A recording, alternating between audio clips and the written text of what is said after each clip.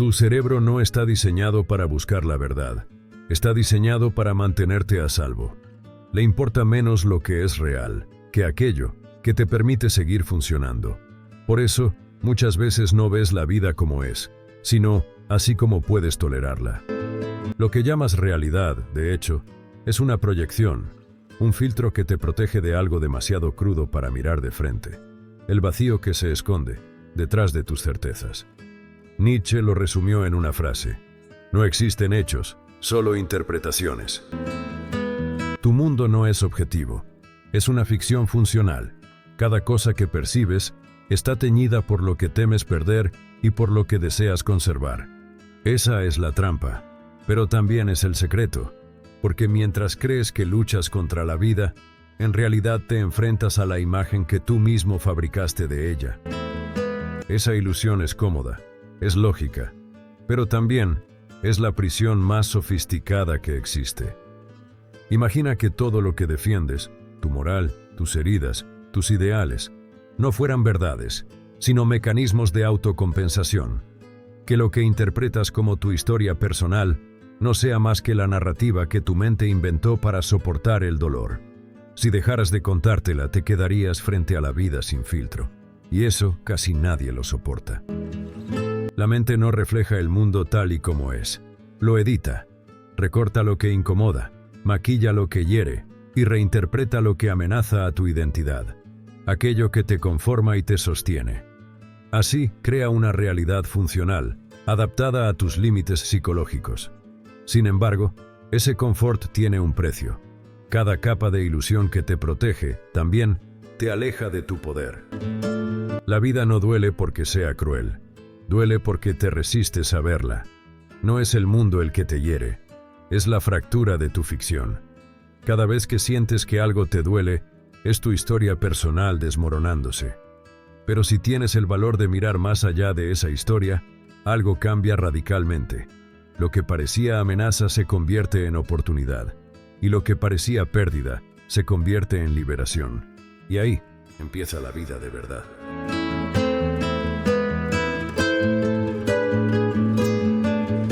Tu cerebro prefiere lo fácil a lo que te conviene. Por eso selecciona, descarta y acomoda la información. Pero no lo hace para engañarte, sino simplemente para que no colapses. Desde que abres los ojos, el mundo te lanza más información de la que podrías procesar. Colores, sonidos, detalles e intenciones. Y es que, si tu mente lo mostrara todo, tu sistema psicológico se quebraría. Por eso elige. Lo que ves no depende de lo que pasa por tus ojos, sino de lo que tu ego considera útil para sobrevivir. La psicología lo llama atención selectiva, y Nietzsche hablaba sobre esto como voluntad de poder, ese impulso interno que transforma incluso la percepción en una herramienta de dominio.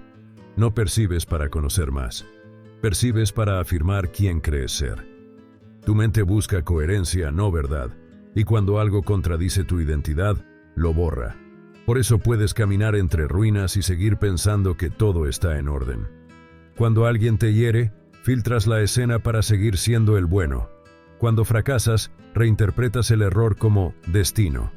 No ves el hecho, ves la versión que te permite continuar sintiéndote alguien. Así surge el primer velo, la necesidad de tener razón. Tu ego prefiere una mentira coherente, antes que una verdad que lo disuelva. La mente se vuelve un sistema de defensa, que sustituye la realidad por un relato estable. Cada recuerdo, cada emoción y cada creencia se reescribe para conservar la narrativa del yo. Nietzsche ya exclamaba que el hombre suele preferir una mentira que lo consuele, antes que una verdad que lo desarme.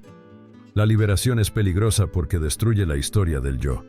Y sin esa historia, el ego no sabe quién es. El segundo velo es cultural. Naces en un entorno que ya filtró la realidad por ti. Te enseñan qué es correcto, qué está prohibido, qué merece culpa o admiración. La moral, la religión y el lenguaje funcionan como lentes colectivos, que te obligan a ver el mundo en baja resolución. No percibes la vida, percibes la versión domesticada que te permite pertenecer. Cada filtro cumple su función, reduce el caos. Pero cuanto más se perfecciona la edición, más se debilita la verdad, hasta el punto en que ya no sabes si piensas por ti o por el eco del rebaño que vive en tu cabeza. Comprender esto no es un ejercicio intelectual, es un golpe, porque al reconocer que tu mente manipula el mundo, algo dentro de ti empieza a fracturarse. Y en esa grieta aparece la posibilidad de ver sin máscara, de mirar la vida. No como debería ser, sino como es, cruda, cambiante, inocente. Ese instante de lucidez es peligroso, pero también es la manera de reconocer tu auténtico poder interior.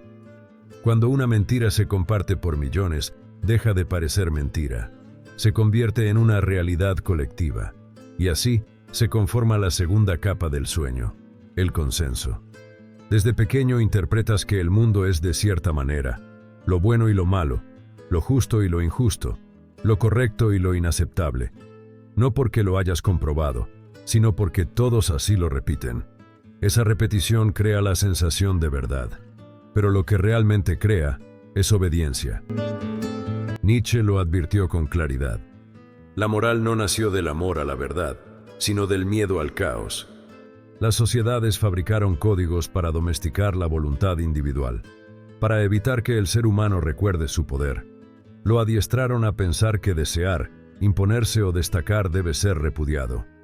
Así nació la moral del rebaño, una red de pensamiento que castiga a quien se atreve a pensar diferente. Cuando el grupo te ofrece seguridad, renuncias a tu visión.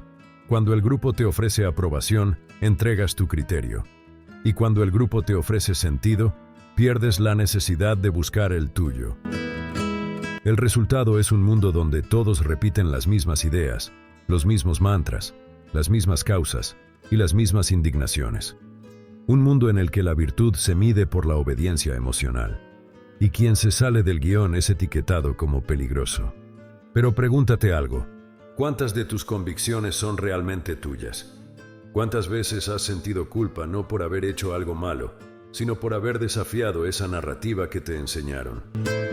La cultura moderna premia la corrección moral, pero castiga la lucidez, porque la lucidez no obedece, observa, y quien observa sin miedo al juicio, ve la naturaleza de la estructura, un sistema diseñado para mantener a las masas bajo una ilusión compartida de virtud. Nietzsche llamaba a esto la inversión de los valores, cuando el débil impone su visión del bien para controlar al fuerte. Lo hizo en nombre de la compasión, del amor y de la humildad.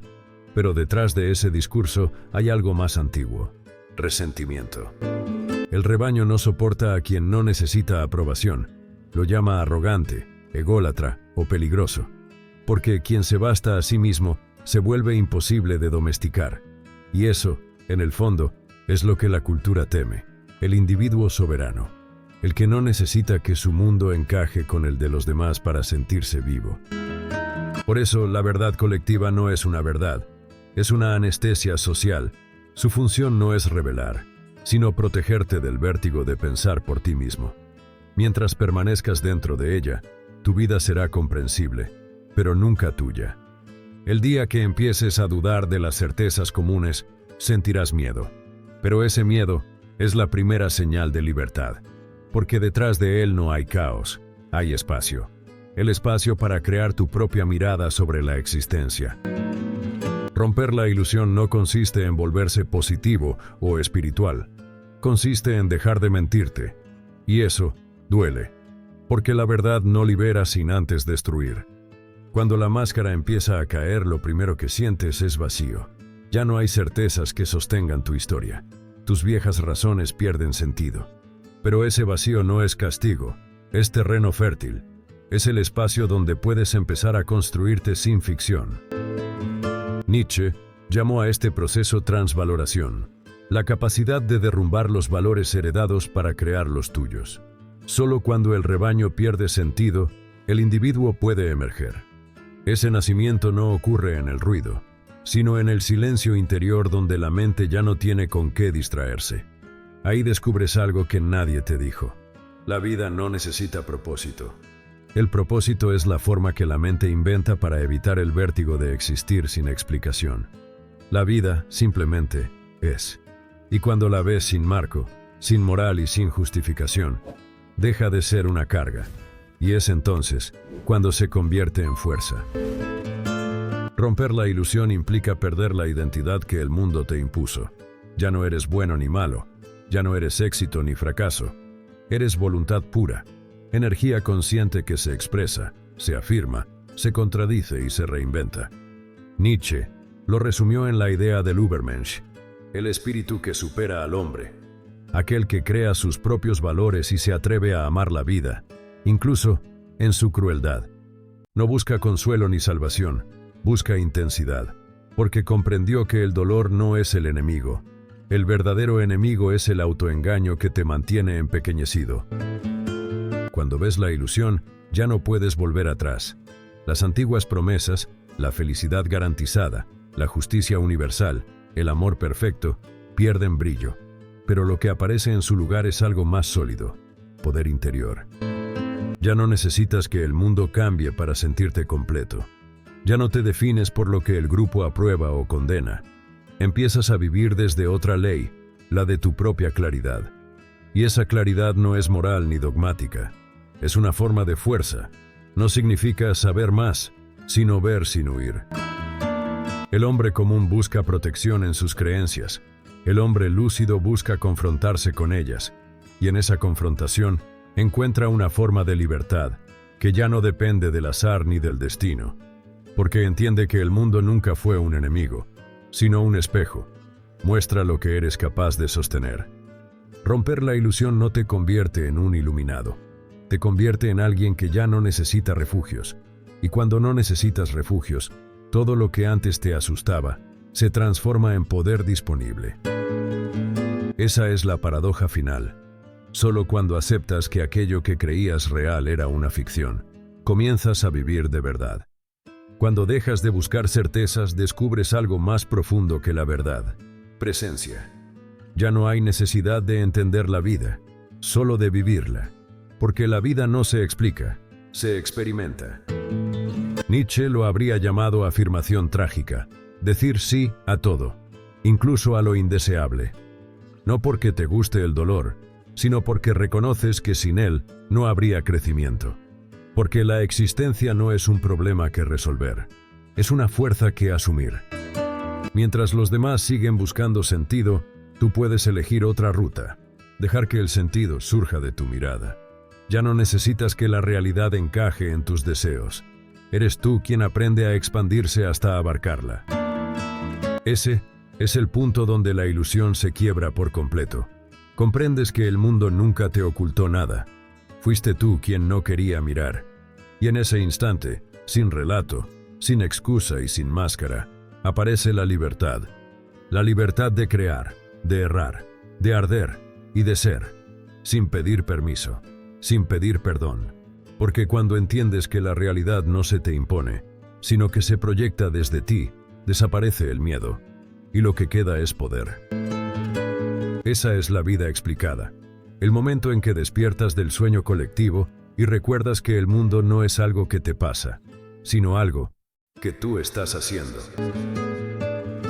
Si esto te encendió una chispa, suscríbete y despierta al guerrero que hay en ti. Danos tu like como señal de apoyo y comparte este video con esa persona que te ha venido a la cabeza. Gracias por llegar hasta aquí. Nos vemos en el siguiente.